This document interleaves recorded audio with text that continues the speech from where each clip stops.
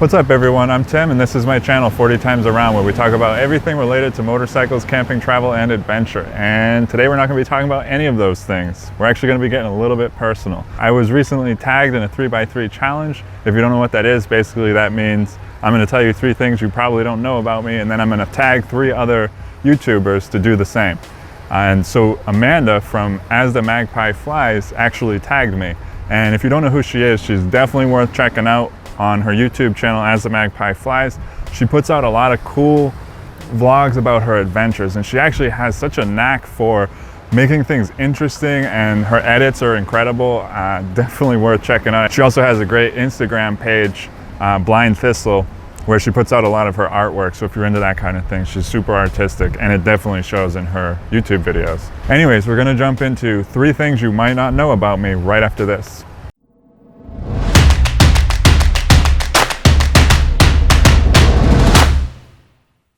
Okay, so like I said, we're doing a 3x3 challenge, so I'm going to tell you 3 things you might not know about me. But first, let me explain to you where we are right now as that horn is going off.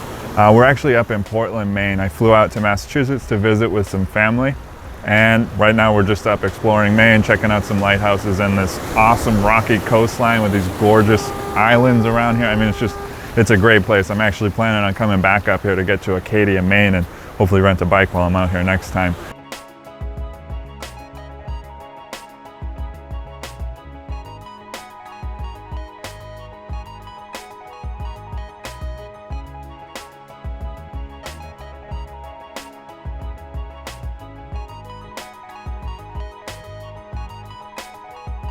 Okay, so before we jump into these 3 things that I'm going to share about myself, I actually want to thank Amanda for calling me out on this. So I know that I've kind of been mostly just making tips and trick videos, informational videos, and I haven't really shared a lot about myself as a person. So I'm actually really grateful that she decided to pick me, and it's given me kind of that gentle nudge to open up a little bit. So thank you, Amanda, for that. And the first thing you guys might not know about me, unless you've read my book, is that I actually worked for the circus. When I was about 19 years old, I kind of left home and I took a bus actually to go meet up with Ringling Brothers, and they were actually in Salt Lake City at the time, and I was leaving from San Diego. I got there, I applied for a job, and they actually sent me to go work on, they had 2 lines, I guess, not anymore. They sent me out to South Carolina to go live on a train for work, and I ended up staying with them for only a few months actually, but it was a pretty amazing experience in my life. I lived on a train, like I said. I mean, it was really cramped, it was small. I worked on the floor crew, which meant that I set up the show. I moved props around during the show. My ring that I worked in was the ring that had the elephants in it.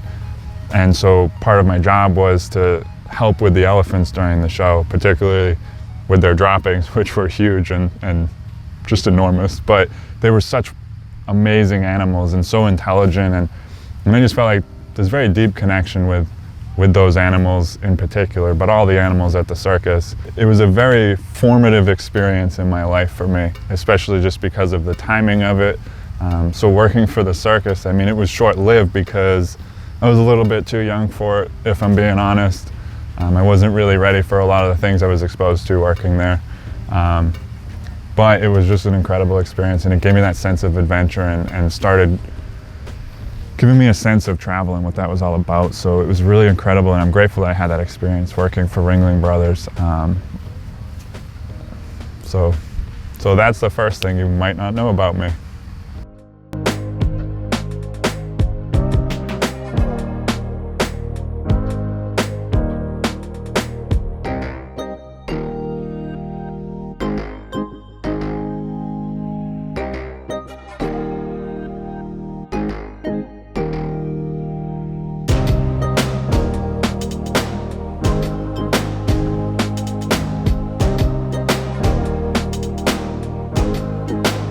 Okay, the second thing you might not know about me is that I actually went to school to be a motorcycle mechanic. I never followed through with it. I never took a job in the industry, but I lived in New York for a while, right around the time I started getting into traveling on motorcycles, and I was really looking for a way, or an excuse rather, to move out west, to move back out west. And I started looking into schools and stuff, just something to better my life.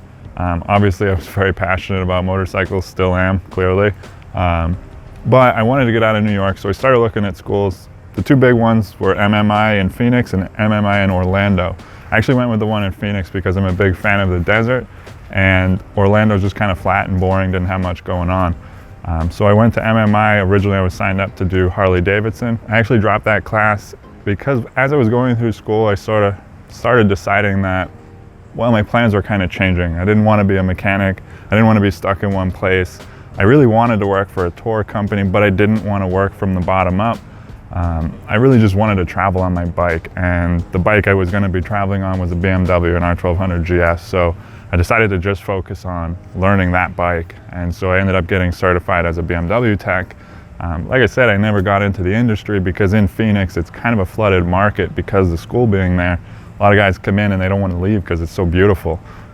So I didn't end up taking a job in the industry, but I am a certified BMW mechanic. So that's something you might not know about me.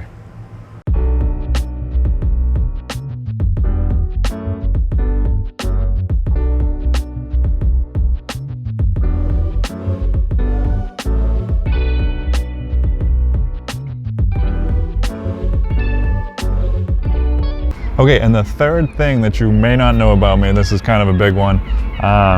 I've actually been sober for 7.5 years. I used to have a problem with drinking and using drugs. Actually, I was really helpless and hopeless 7.5 years ago. So it's actually, to me, it's kind of a miracle that I'm even alive right now. It was pretty bad. I won't get into too much detail about it, but I have completely transformed my life, and this has kind of been the driving force behind my passion for motorcycle travel.